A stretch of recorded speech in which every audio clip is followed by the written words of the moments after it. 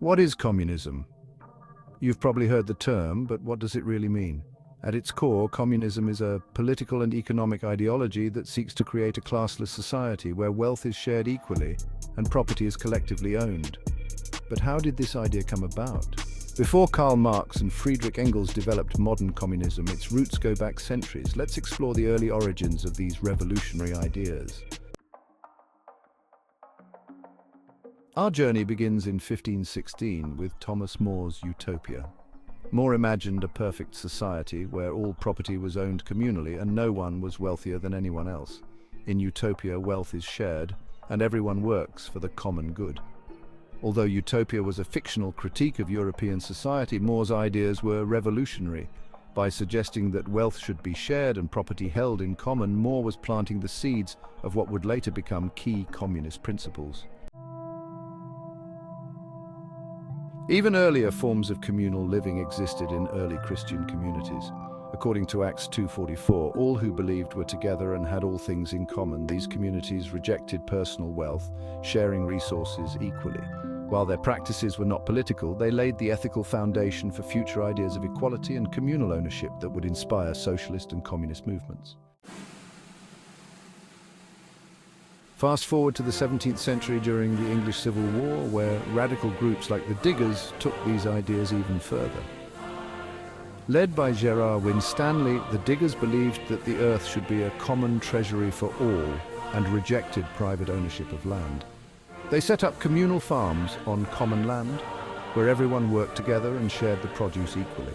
Although their movement was short-lived, their belief in abolishing private property foreshadowed later communist ideals. In the 18th century, Enlightenment thinker Jean-Jacques Rousseau presented a radical critique of private property. In his 1755 work, Discourse on Inequality, Rousseau argued that the introduction of private property was the root of social inequality. Rousseau believed that humans were naturally good, but private ownership had corrupted society, creating divisions between the rich and poor.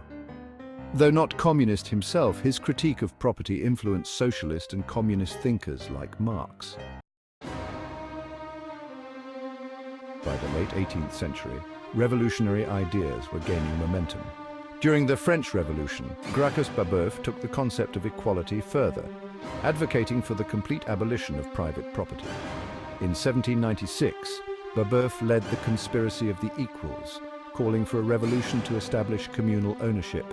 Although Babeuf's movement was crushed and he was executed, his call for revolution to achieve equality left a lasting mark on future socialist and communist movements, setting the stage for the 19th century. From Thomas More's Utopia to the radical movements of the 18th century, these early thinkers laid the foundation for modern communism. Their critiques of private property and inequality inspired the revolutionary ideas that Karl Marx and Friedrich Engels would later transform into scientific socialism. Thanks for watching. Thanks for sticking around till the end. If you found this video informative, make sure to hit that like button and subscribe for more deep dives into history. Leave a comment below on what you'd like to see next, and don't forget, our next episode will explore how Karl Marx and Friedrich Engels transformed these early ideas into modern communism. Click here to watch more, and I'll see you in the next one.